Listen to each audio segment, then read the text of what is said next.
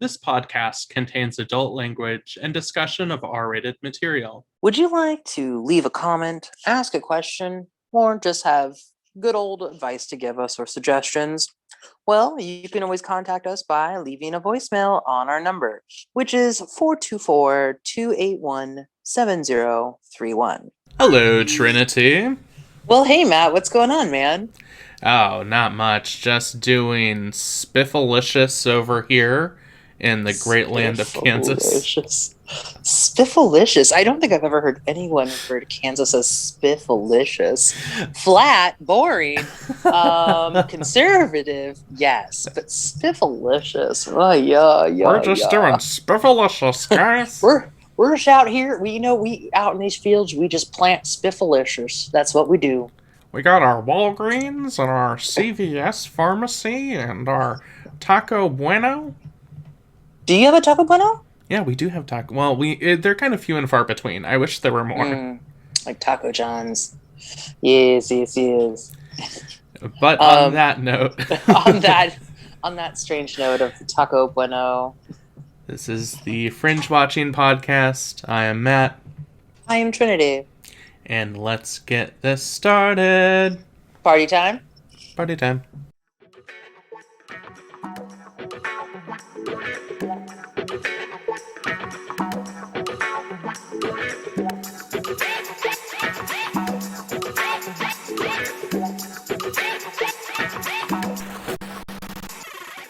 Hi, Matt again.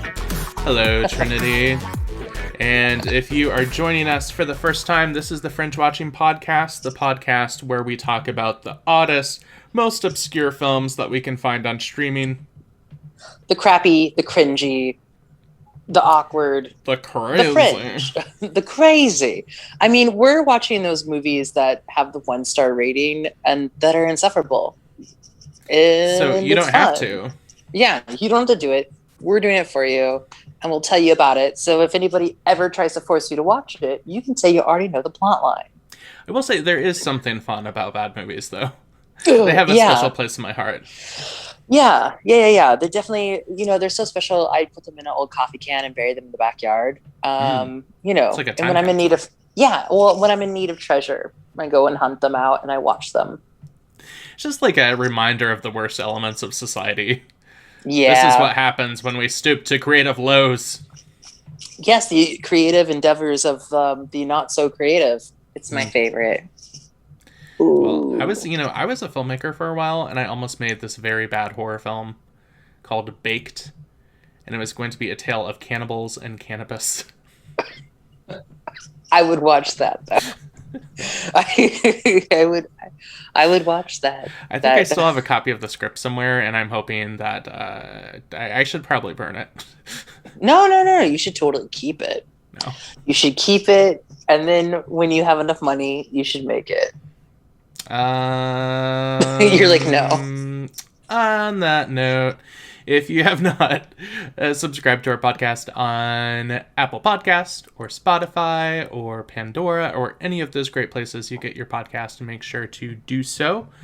We are so many places. Thanks to Buzzsprout. Yeah, thanks to Buzzsprout. No plug there, but yes, plug. We are everywhere. We're just like those creeps that hang out everywhere and watch everything. And this week we watched films about animals. Animals. So. Yeah, you chose this one. Yeah. Well, this was my first TV show. That is technically within the rules. Okay. I didn't even know there were rules. Well, we make the rules. We're making. I was like, I'm just playing along to a game with no rules. Like, I was just told that I had to watch something terrible and far-fetched, and I'm like, all right. Okay, I do that all the time. I do that anyways, so now I get to talk about it and tell people story time. But anywho, okay, so animals, and you did a TV show. I did a TV show called Lancelot Link, Secret Chimp. It sounds like a video game. It's it actually predates video games. So yes, it's before the Atari. I understand. And you did. Oh yeah, what'd I do? I've heard it pronounced different ways, but in the movie they would say Shakma. Yeah, it's Okay. spelled Shakma. Shakma. What country is it from? United States. Oh, okay. I thought this was some fun and exotic title. No, but it does involve a fun and exotic animal. Oh, well, okay. Well, I'm very excited to hear about that. And first, Yeah. let's go ahead and do our first break. Break one. The CBD flower market is plagued with overpricing, and many companies do not take the time to actually think about their customers. Unlike Dr. Strain's CBD, that is. So much customer consideration going on. They pride themselves on their products, pricing as well as quality. Dr. Strain CBD knows that there are tough times going on for many people, and they're proud to offer products starting at just $3.79. Cheaper than a gallon of gas these days in my parts. Wow. Oh, yeah, exactly. Dr. Strain CBD believes in supplying the freshest organic hemp flower as well as other hemp products at extremely competitive prices. I mean, $3.79 is super competitive for me. Mm-hmm. Their products are always lab tested, are always 100% organic. They pride themselves on ensuring every single product is hand selected exclusively for you, the customers. Join over 10,000 happy customers when you visit shallistreamit.com/folks CBD today. All right, welcome back from our first break. Oh, How you break is doing? over. Oh, I'm good. I'm ready to talk about movies. I am so ready to talk about movies, but first we're going to talk about TV shows. Hate to Oh, rain on yeah. your parade there, but Oh, yeah, I already forgot. This is the life of a goldfish. Sorry. Sorry. just keep swimming, Trinity. Just keep I swimming. will. Until my little heart gives out. What was the point? I don't Oh. know. That's like an existential question. Pretty dark there. Well, beer does bring out the best in me. Nom, nom, nom, nom, nom. So I watched Lancelot Link Secret Chimp. I keep thinking it should be Link Lancelot because that sounds like better to me, but it's Lancelot Link. It aired on Saturday mornings on ABC in the early 1970s. Mm. A lot of people are familiar with it though because later on in the late 80s it aired on Nick at Night, late at night at like midnight. Wait, they had Nick at Night in the 80s? Yeah, like very late 80s, like 88, 89. Oh, okay. I was like, because I remember watching Nick at Night like in the 90s. Mm-hmm. So Okay. my older brother used to watch this, and my mom told me about it. So that's where I was like, oh, I need to check this out. So I saw people talking about it on the internet, like they weren't sure if it was real or if it was some sort of odd dream that they had in the late 80s. Ooh. Yeah, like Captain Kangaroo. Right. They're like, was that real or did we make that up? Okay. Captain Kangaroo. Captain Kangaroo. Bounce, Mm. bounce. But this, it's a live action series, and it's kind of a spoof on spy shows like Get Smart or Dragnet or things like that. But what is unique about it is the entire cast is chimpanzees that are dressed up in human clothes that have voice actors dubbed over them. This stinks of animal cruelty. I know. I'm having like flipper flashes right now. As I was watching this, I was like, number one, this is adorable. But number two, how did they get the chimpanzees to do all these things? You know, is there some Abuse. dark... Yeah. Or maybe they just really liked treats. And they were willing to go to great lengths. I just like to be positive. I don't know. Right. I'm gonna say maybe their trainers love them, but I'm gonna go with the circus. Like these are working animals. There's most likely abuse, but I mean, there are trainers that do have good relationships with their working animals, but Yeah, I mean, the hitting chimpanzees cameras on the show, I mean, they play musical instruments. They hold up phones. They do a lot of things that I think it would be very difficult to train a chimpanzee to do. So, I don't know. Well, also, like, how many years did this go on? And did they credit the chimpanzees by their individual names?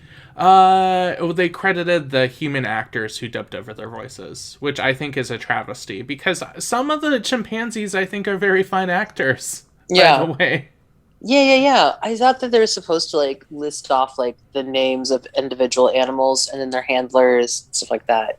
at least in the opening credits, they didn't. They did the voice Oh, actors. So, yeah. I'll just kind of break down the characters here. So we have Lancelot Link. He is the secret agent. He works for a group called APE, which is the Agency to Prevent Evil.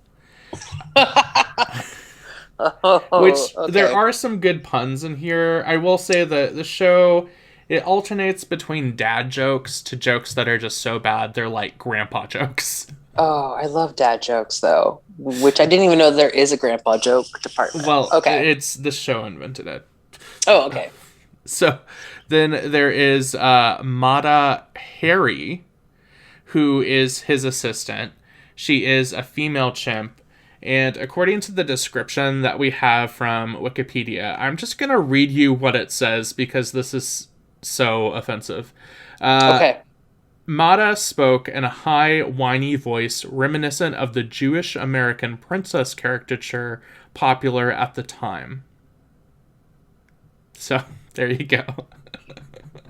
And she has this voice. Okay. She's like, basically when she's talking to Lance, she's like, Lance. And she always says, Lance, a lot. And that's just something that, like, sticks in your head as you're watching it, as her going, Lance. Okay, so like Fran Dresser's character, like in The Nanny, where she would do like Yeah. the like high pitched, like nasal. Kind of like that. Okay.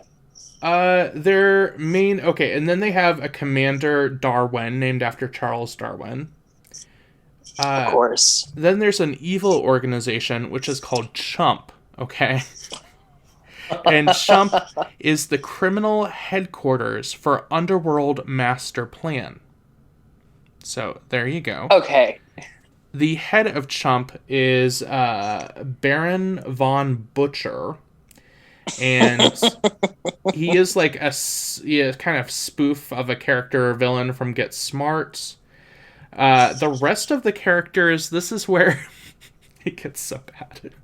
Oh, God. They're basically just like a whole series of racial stereotypes. Oh, no. Right. You said this is made in the 70s? 70, like 70, 71. Okay, lay it on me. Yeah, I'm ready for the Band-Aid to be ripped. There is Credo, who is the chauffeur for the Baron, and he is apparently like Latino, and he has like this, mustache, big mustache, and he has just kind of a very like stereotypical accent of like what a white person would think a Mexican American person sounded like. Right. There is the Dragon Woman, who is a villain that speaks in like broken English. She works together with Wang Fu. There is then a Middle Eastern villain named Ali Assassin, like assassin. Yeah. That's clever. Yeah. And there's Dr. Strange Mind, who isn't, based off any racial stereotypes that I know of. And then there is the Duchess, who I will say, I feel like the performance from the chimpanzee who played the Duchess, it was just spectacular. She really captured the essence of, like, a stately woman. Like, I got that vibe with the way her mouth was moving. And by the way, they, like, meticulously dubbed over the voices so it matched what the chimps were saying. Like, I don't know how they got the chimps to move their mouths. But they... Yeah, the chimps move their mouths like rah, rah, rah, rah, rah. So I have so many questions about the animal training. But the Duchess, she has this voice and she holds up a little like monocle thing to her eyes that has a little so she has hot potato mouth. Yeah. Like that posh way of like, do you believe that they're going to steal my pearls? Ew, I just like spit doing that. Yeah. Well, gross. Sorry. Where no one's around to catch coronavirus, so we're all good. Exactly. I just went into my beer. It's all right. It's going back into mother. Like, gross. Recycling, kids. Exactly. So, yeah, the characters are mostly racial stereotypes. We don't like. Right. We do not support. To establish we're not in favor. So far, I'm not liking anything about this show. Okay, I mean, I'm not. I like the idea of good and evil, and that's where my liking stops. Racial stereotypes, great. Oh, cruelty to animals. Oh yeah, right up there. Love it. So I watched through a few episodes. The first episode, it starts out at a club that is apparently popular with chimps. Club Banana? Something like... No, it was Club Coconut. That was it. Oh my god. Okay. Can I tell you something? Yeah. The worst club fire in American history was at the Club Coconut in Boston in 1942. Okay. Wow. That's a very over detailed piece of fact there. Yeah. I'm just saying. Piece of fact. Random fact. No, I was watching. Sometimes in the morning when I'm by myself, I like to watch like weird stuff in the interwebs, and that it's called Horrible Histories, and that actually came up on my morning feed of Horrible Histories about the Coconut Club. Wow. Was that recently? No, it was 1942. But I mean, like, when you heard about it. When it came up on your feed, was that recently? Oh, yeah, it was this morning. It was when I was having tea and toast. I was having tea and toast. Yeah, that's a weird coincidence. It is really weird. Like, I like to have tea, toast, and terror in the morning, and then I get motivated, and I'm very full of gratefulness. Yeah. Anywho, Coconut Club. It is all right. Interesting. So now we know. Maybe that was their inspiration, but they're playing this like very like 1970s like pop rock. There's like they have like big like hair and flowery clothes, and it's all psychedelic colors. Cool.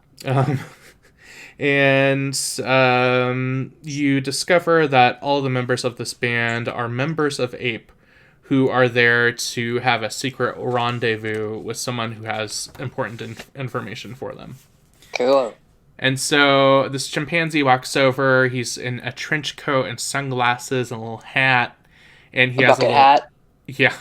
He has a little envelope. He passes it off to Mata Hari. She discovers the secret plot that Chump has to steal a diamond. So Ali Assassin is going to meet up with someone at a ski resort. They're going to try to get this, pass this diamond off to someone. It will eventually go to the dragon lady, who will smuggle it into Hong Kong. She's going to sell it and get they're going to make a laser. No, they're just going to get money out of it. $3 million for the Duchess. Why are they not making a laser with this jumbo? That would have made it better. I wanted a monkey laser. Yeah. Or chimpanzees. I guess chimpanzees and monkeys aren't really the same thing. I think of them as monkeys. Yeah, but they don't have tails.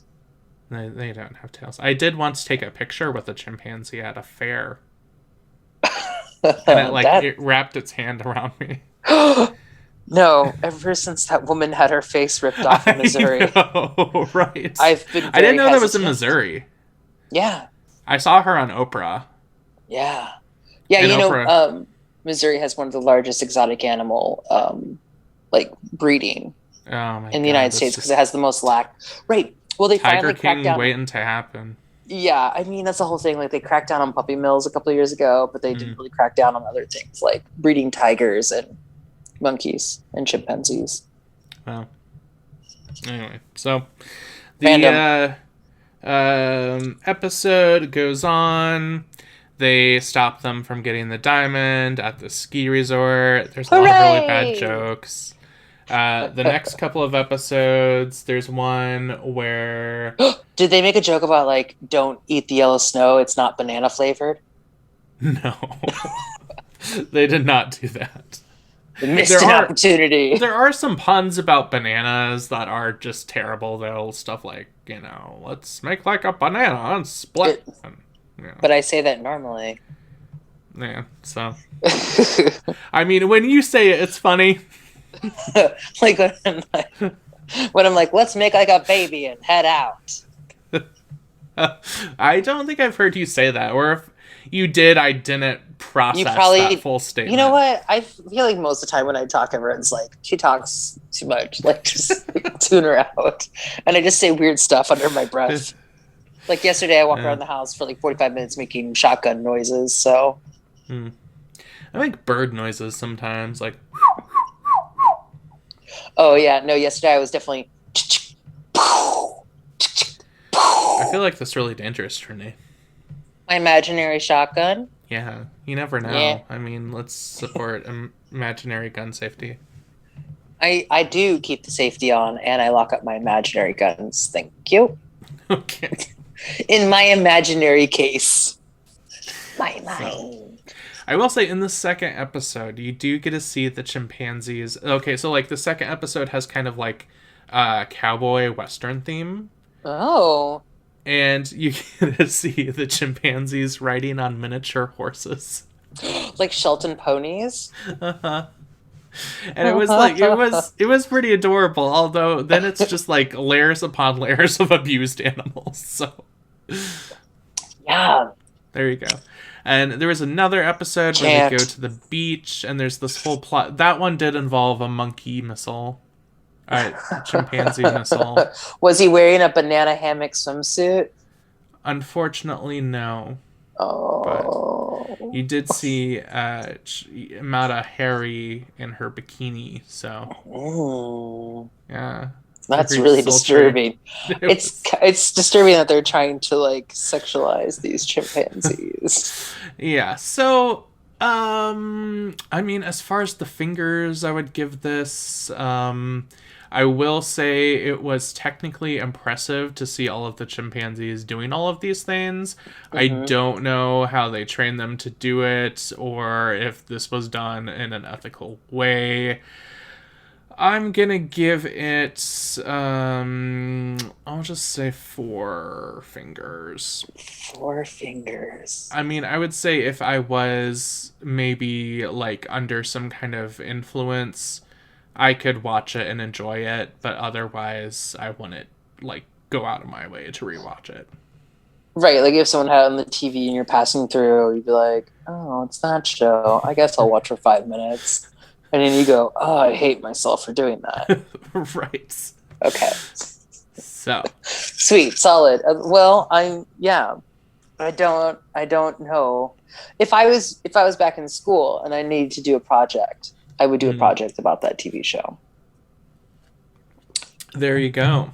Yeah. What kind of project? Like talking about like workplace animals and geography. Because I did that textbook thing.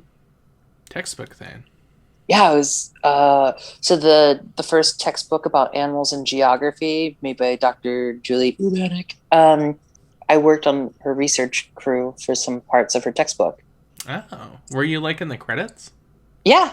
Well, I'm not in like credits, but I'm in the acknowledgement of like crew. So like when you open up the textbook, there's a section that says like, here's all of my students that help me do research and stuff. And I'm one of them. That's cool. So yeah, I have a big background in animal relationships of humans and placing geography and like the placement of like food animals versus work animals versus companion animals. So you hear that. If you are an animal person, that's Trinity's resume right there. That's my resume. I also made an environmental projection for Kansas City. Is it a good projection? No, actually, it's not a very positive one. Oh, on that note. Burn up and die. We're all gonna die. We're all gonna die. Burn up and bye. fuboTV is the live TV streaming platform with more top Nielsen-ranked sports, news, and entertainment channels for cord cutters than any other live platform. Ooh, chop chop, cut that cord. Snippy snippy. They have more than 100 channels, personal cloud DVR storage, and 2 simultaneous streams. Wait, 2 streams? Yeah, 2.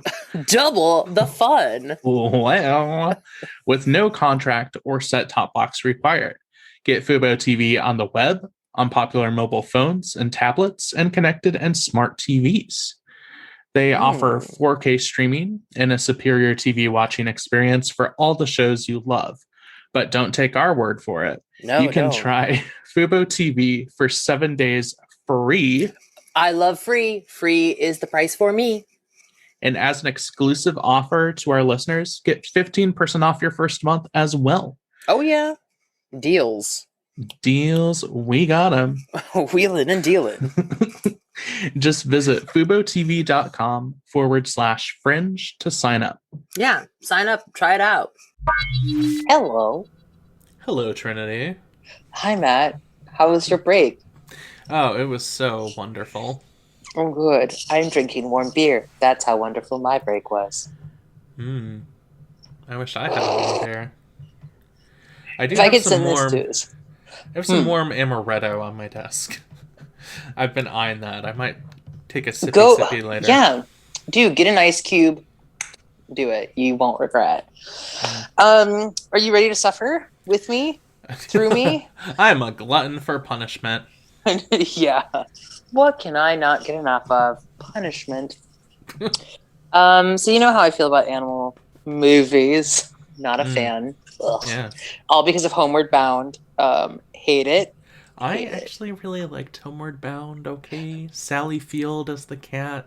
I was into it. That's really funny because that's the reason why I don't like that movie. It's not not because it's Sally Field, because I hate Sassy the cat. Sassy the cat just like annoyed the shit out of me as a child. And also when they have that, if you haven't seen Homeward Bound, I'm about to spoil the shit out of the ending. When you don't think that the golden retriever is gonna make it because he's so old. Yeah.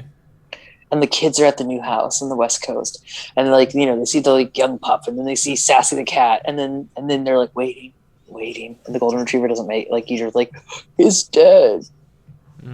Every time thought he was dead, even though we hit it on VHS. Oh. Anywho, Well, sorry to bring up that childhood trauma. that's all good. I brought it up last week. Like, all good. So I've been through therapy. Yeah. So on that note, my movie this week is Shakma or Shakma. Shakma. Shakma. How is it spelled? It's spelled Shakma. Yeah. Okay.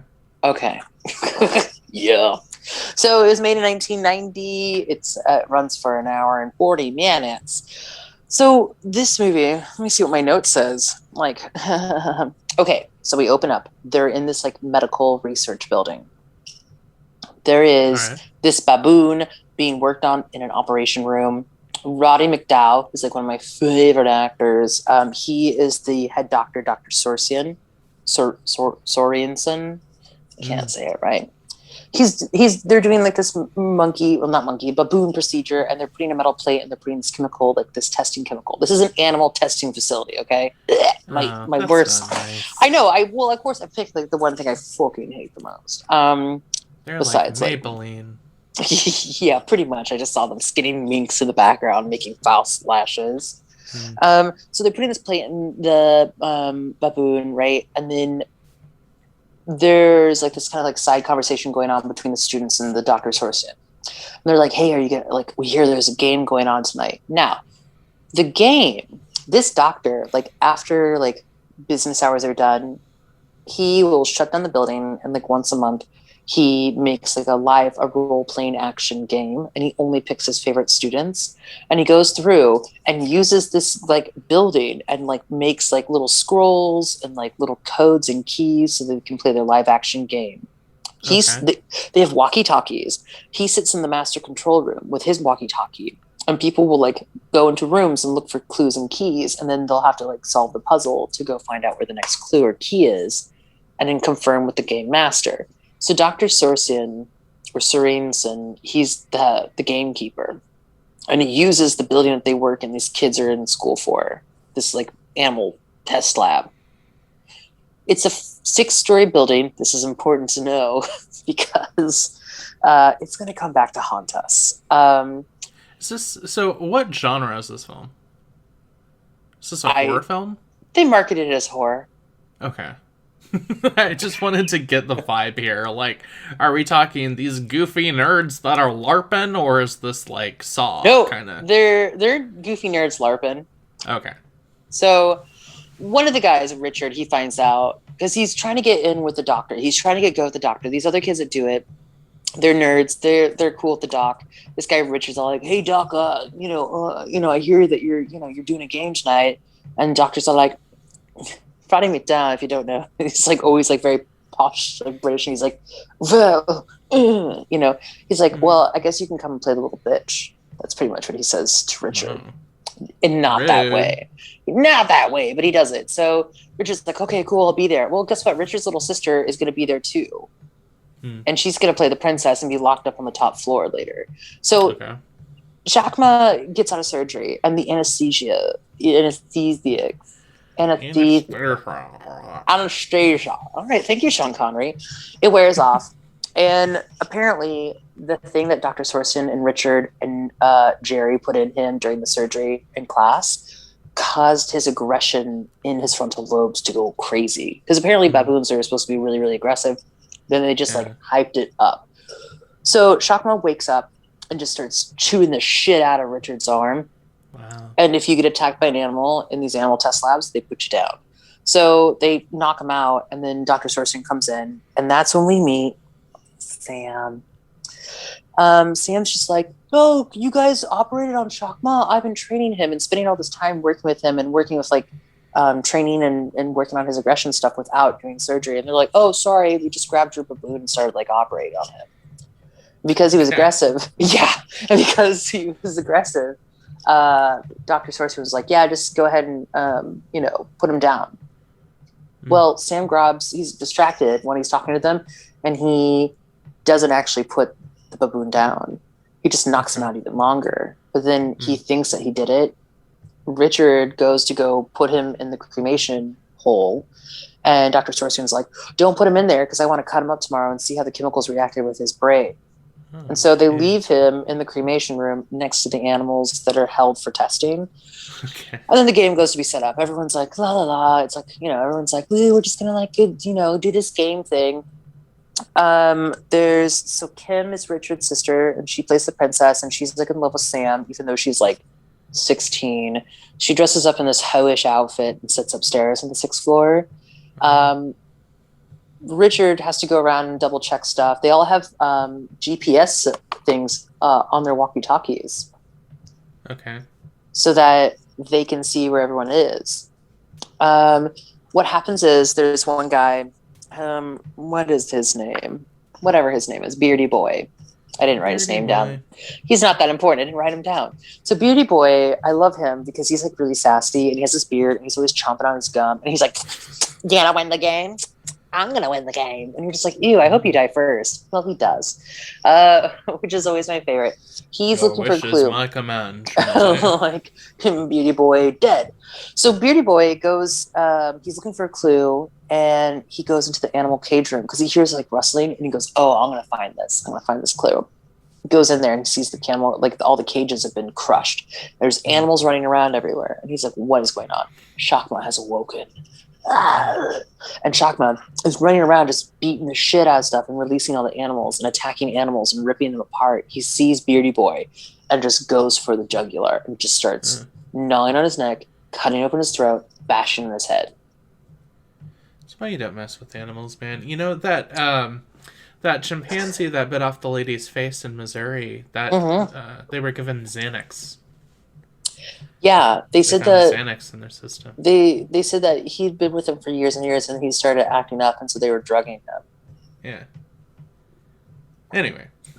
Anywho, so he's dead. Off your face by a chimpanzee. Oh, there's many ways to get attacked. Well, Shakma's a baboon. He's a certain type of baboon. Baboon. Chimpanzees. I mean. Yep. Okay, so baboons are the ones with, the red butts. Yeah. He has one of those, but he's one of those fluffy ones from Japan. Oh, okay. So that's why they So gave him like a name they thought was Japanesey. I guess so. I honestly, watch it. You look up Shakma, it's like a real word or something. I don't know. I didn't And even go that far. Japanese. Maybe. Okay. I mean, my Japanese is crap, so I don't know. So okay, so that happens, and then Richard, like the Dr. Sorsian game master, calls Richard, and he's like, "Hey, Bradley, Beardy Boy's name was Bradley. Bradley was just in that room.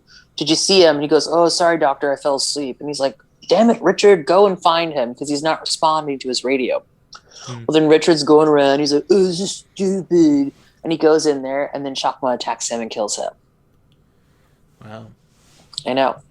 So then Dr. Sorsian, because here's the other thing. Earlier during the day, a fire alarm went off. Dr. Sorsian had Jerry turn off and override the fire alarm system. So they have no fire alarms.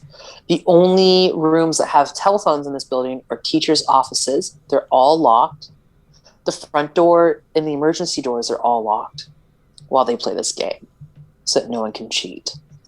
This is just like fire code hazard land. So Dr. Sorsian, like, he can't get a response from Richard. Don't break that fire code. You know, that's why, oh my gosh, I can't stand it. I get really nervous in buildings where I'm like, where's the exits? And everyone's like, I don't know, why do you care? I'm like, because of an emergency. I'm not getting trampled to death at the front door. Like, you're in like a movie theater, like taking note of the emergency exits when they do that announcement. Hell yeah, that was my favorite thing as a child. Front and back of the theater.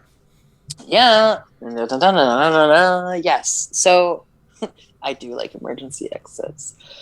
So Dr. Sorsian goes, and he goes up there looking for Bradley and looking for Richard. And he gets up there and he's like, oh my God, Shakma. And there's blood everywhere. So I think they're on floor number 4 or floor number 5. 4. They're on 4. And so he goes, like, the doctor runs to the elevator. He's trying to use his override keys to like get the door to close. It doesn't. Shakma attacks him and kills him in the doorway of the elevator. So the elevator can't go up or down in between any of the floors. So because the door just keeps on hitting his body. So like, here's his body and here's the door. So how realistic does Shakma look? I mean, Shakma is a real baboon. Oh, okay. He's a real trained baboon. But the noises, like, when he's attacking, I mean, are the special effects, do those look real? You don't really see that much. You just see mostly like the wall gets hit with blood, and the noises that they use, they're like, it's like it's cycled over and over and over. So it's the same noises every time. Okay. So they just kind of like put the noise in, but it looks like he's just jumping on them, you know. And he's like, ah. And they have him. He's like walking around. I mean, he's like walking around, and then he'll like start beating on the door, and then run around. Yeah. I mean, so now we're getting down to like a pretty bare minimum. Jerry's walkie-talkie. He can't get a hold of Dr. Sorsian. He's like, oh my God, what's going on? Then we have like Sam and Tracy. Those are like, they're a couple, right? Mm-hmm. Sam's that pretty boy that little Kim upstairs is into. He's a pretty boy. And then there's Tracy, who is Amanda Weiss, and she's the girl that was in She sounds familiar. Nightmare Before Elm Street, and she was the girl that got sucked on the bed thing. Oh, she didn't get sucked in. That was Johnny Depp, but like she was one of the other bed. When was this movie made again? You said 1990? 1990. Mm-hmm. Yeah. So, oh yeah, you were born. I was already alive, but so now we have Jerry, Sam, Tracy, and Kim. Kim's upstairs. She's locked away. So this baboon is running crazy on this floor, and everyone's trying to get to this floor because they're still thinking they're playing the game. Well, then the elevator isn't working. Tracy and Sam link up because they're a couple, and they're like, oh my gosh, we gotta find out what's going on. So they go up to that floor. They see Dr. Sorsian. He's dead. Sam is trying to get all their bodies and collect everyone. They're trying to like talk to their friend Jerry, because what happens is they move Dr. Sorsian's body. The elevator door closes. The elevator goes down and picks up Jerry, and Jerry's going up to that floor, and they're trying to contact him on the walkie-talkie and be like, Jerry, don't go to that floor. And he goes, I know you guys are stupid, and I'm going to win the game this time. They're like, no, Jerry. It breaks out because he goes in the elevator. The elevator door opens. Shakma attacks Jerry. Jerry's dead. So now we're down to 3. We got Sam, Tracy, Kim. Elevators and rabid baboons are like my two least favorite things. I can't. And I'm not strong enough. I don't have enough upper body strength to get to a top panel to like jump. Okay, so Sam realizes that Kim is upstairs. And he's like, oh my gosh, she has no idea. So he goes upstairs and lets Kim know what's up. Kim's in the teacher's lounge. They grab 2 knives. They see Richard, her dead brother's boyfriend, or not boyfriend, girlfriend. No, it's not a queer movie. They see his girlfriend's outside waiting. Unfortunately, it's straight people. It's all straight people. That's all right. Like, so they're trying to God throw... still loves you anyway. God loves you anyways, straight people. I mean, I'm okay with them politically. Their actual acts kind of disgust me, but... Right. But, you know, I would let them marry, but I don't want them next door. Right. Like, I don't want to see that. Don't want them around my queer dogs. Exactly. I don't want them to corrupt my family, their values. What will my cats think? I don't know. Breeding. Mm-mm. This is a house of no breed. No breeding cats over here. No breed, Lesbian sir, no. cats only. Exactly. This is a house of lesbians, lesbian cats, gay boys. That's it. Sounds like a good house. It is. We got a new gay pride flag, though, for Pride Month. So it's the one with the extra, the V stripe with the... trans flag and the brown and black stripe. Yes. I like it. It's very big. We nailed it to the front of the house. But, I mean, we already have miniature pride flags up all day long. But this is our new Pride Month flag. Anyway, back to murdering baboons. Good transition. Good transition. Like, happy Pride and murdering baboons. So what happens next? Oh, yeah. So Sam goes up. He finds Kim. Kim's like, oh, my God, where's Richard? He goes, I don't know where Richard's at. Well, he knows Richard's dead. So he's like, you stay here. I'm going to go get Tracy. We got to, like, get, you know, people's bodies and stuff. Well, so the thing is like, he's up there trying to help little Kim. He needs to go down and help his girlfriend. They try to distract the monkey so they can go get the keys so that they can go unlock an office that has a phone. Problem is, the plan backfires and then he gets separated from his girlfriend and she gets murdered by Shakma in the bathroom. She tries to rip off a grate and stuff herself in the grate, and Shakma's pulling her out of the grate and attacking her. And then he goes up to find Kim, but Kim's left the top story because she realizes her brother's in the building. And when she asks Sam, is my brother okay? You know, she's like, where is he? And he's like, I don't know. He could be hurt. He's dead. So as you're watching this, I mean, are you legitimately scared, or what emotions are going on? Okay. I'm just ready for it to be over with. Like, I was ready to pretty much like click the cyanide tablet and go.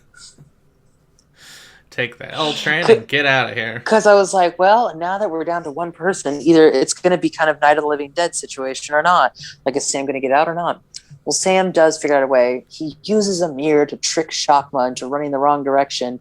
And so, okay, this is great. So Shakma and him keep on having these like run down situations. And like, you know, he gets really attacked by Shakma, but he doesn't die. Because he was Shakma's trainer before he had the weird thing put in his brain. So that the baboon's kind of like knowing what's up with him, but also like, fuck you. And so he does this thing where he has the mirror in front of the cremation door with the door open to the cremation fireplace pit thing, the columbarium. And he's standing on the other side. So he opens the door and it looks like he's standing right there in front of the thingy. So Shakma sees him and runs at him to attack him, but busts through the mirror and goes into the cremation columbarium thingy. And Sam closes the door and then locks it, and while you listen to the screams of the baboon being burned alive, and he like passes out, and then they finally like they save him. Like the next day, they're like fire department's like breaking down the door and stuff, and they just find everybody's dead, and he's just like Shakma. So, I mean, moral of the story is when you're LARPing, make sure you've got the emergency exits accessible. Know your exits. Don't go to places with blocked doors. Don't go to places that go into animal testing. Okay? Yeah. I mean, check out those cosmetic products, you know? Oh, yeah. No, I don't play with that, Holmes. They could have a whole factory going on that's basically just all little Shakmas or whatever his name I know, is. but I had to say like Shakma, Shakma. Shakma, Shakma. What a great name. Mm. Also, I did like the And baboon. I thought he looked very healthy. The actors you're did like, not. he's my favorite character, the baboon. Besides That Roddy, killed all these annoying besides people. yeah, besides Roddy McDowall, like honestly, like Shakma was my favorite actor. Yeah. Just because he was professional through and through, and he looked healthy, unlike everybody else in the I bet he movie. showed up on time to the set every day. He knew his Hell lines. yeah! Oh yeah, he knew what was up. Yeah. He knew. He came I don't know. prepared for the assignment. He was ready. Unlike some of these other people, which just looked like they constantly forgot their lines or what mood they're supposed to be in, which is terror. How are you supposed to forget that you're in terror mode? Hmm. I don't know. So how many fingers would he give it?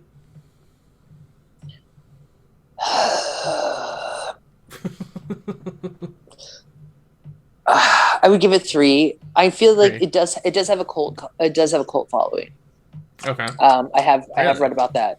Yeah, there's people that are like pro Shakma. That Pro really shock. shock therapy. Yeah, there's people that really are diehard lovers of this movie, and like Samurai Joe, I don't understand it. Hmm. I told you, like people liking movies, and you're like, I don't understand. I told you, like I watched Samurai Joe, and my sister. I told her I was doing that, and she goes, I love that movie, and I'm like, how? I thought it But was called Samurai Cop. oh yeah, the samurai's name was Joe, but the movie was Cop. Yeah. She knew what I was talking about. I was confused. I was confused. Obviously, again, goldfish brain. Do we need to take a break? Yeah, let's take a break. Let's break off a Kit Kat. Today is a great day to start your own podcast. Such a good day. It's an amazing day. Honestly, out my window, amazing day. But here's the thing. Whether you're looking for a new marketing channel, have a message you want to share with the world, or just think it'd be fun, right, Matt? It is fun. To make your own talk show, podcasting is easy, it's inexpensive, and it's a fun way to expand your reach online. All of our dozens and dozens of viewers. Yeah, hi friends. Buzzsprout is hands down the easiest and best way to launch, promote, and track your podcast. Honestly, that's your side, Matt. You're watching. They're letting you know. I watch out all of our stats. I just go home and glue my eyes to the screen. Oh, ohos, glued. The thing is your show can be online or listed in all the major podcast directories like Apple Podcasts, Spotify, Google Podcasts, and more. Honestly, I don't know all of them, but there's so many out there. Within Pandora. minutes, We're on Pandora now, by the way. Pandora. I mean, like within minutes of finishing your recording and editing, like boop, boop, boop, it's out there in the world. What's more special is our treat for our little listeners, and big listeners, and all listeners in between. Medium-sized listeners. Yeah, medium size, whatever size, little, big, I don't know, in between. You'll get a $20 Amazon gift card when you start a podcast with Buzzsprout. So all you have to do is, if you're interested in starting your own podcast, I don't know where that's coming. Podcast. If you want to start a podcast, all you have to do is just go to shallistreamit.com / what kind of slash is that, Matt? / Buzzsprout. I don't know my slashes, folks. So again, that is shallistreamit.com / Buzzsprout. I don't know where that backslash is going to take you, so don't go down the backsplash door, because you're going to land into a pile of nothing. Okay, what up? What up, Trinity? So, we've talked about... Oh, the sky is up. Bring you like back an to middle school joke, yeah. Oh, well, I told that in elementary. We're still staying in middle school. Well, It's like that thing where they're like, do you know if your hand is bigger than your face, it means you have cancer? Oh my gosh, you need to get I never did that one because I didn't think cancer was funny. Oh, well, I didn't do it to other people. They did it to me. Yeah, no, we would just go like, we'd be like, hey, guess what? And they'd be like, what? And like, chicken butts. Is that okay? Yeah, that's a thing. Or when like the teacher would go shh, and we go it. Right. I still do that. I didn't meetings. do that because I was a good Christian boy. Thank you very much. Well, as a Catholic child, you just confess it away on Sunday. Well, I was Pentecostal, and the devil was going to come up from hell and drag me down if I died. That sounds kinky. They were like, do you know where you would go if you died tonight? Yeah, purgatory, because that's what my faith believes. That's what I said as a kid. I'm going to limbo. Because I'm baptized. How low can you go? Let us limbo. I can't. So, I'll go first for the neglected movie trivia. Oh, okay. Wait. There was one thing I forgot. I forgot to mention this earlier. Disgusting. We have a phone number now, guys. Oh, yeah. What is our phone number? I know you told me, or maybe you didn't tell me. Maybe you just told me we had. Oh, cool. It has Beverly Hills, California area code because that is where our fancy office is located. Just FYI. Yeah. We have a fancy office with swimming pools and flamingos. That makes sense. Flamingos. It's only like an 8-hour, 10-hour commute from here for me to go check the phone. And it's a lot more of a commute for me in Kansas. Yeah. But the number. So if you want to like call us and leave a voicemail, I would love, and I think both of us would love, right? I would love it. Yeah. Even if you have a prank butt joke, if you want to say you don't like us, that's all right. Don't be mean though. I think there's enough meanness, but like if you're funny, do something funny. Just don't fart in the phone. I think if they've made it this long in our podcast, like they're gonna be nice to us. So, or not. Maybe they're just getting more ammo to be like buttheads. I've listened to like 12 hours of this podcast, and I hate you guys. I mean, that's something I would do. Okay. It's good to know, Trinity. Because I'm a psycho. Anyway, our phone number is 424-281-7031. And if you call that, you can leave us a voicemail anytime, night or day. Ooh, requests for movie topics. Oh, yeah, you can request movie topics. You can do so many things on this number. Really, like, for now, we haven't made rules yet. If we decide we need to dial it back, we'll let you know.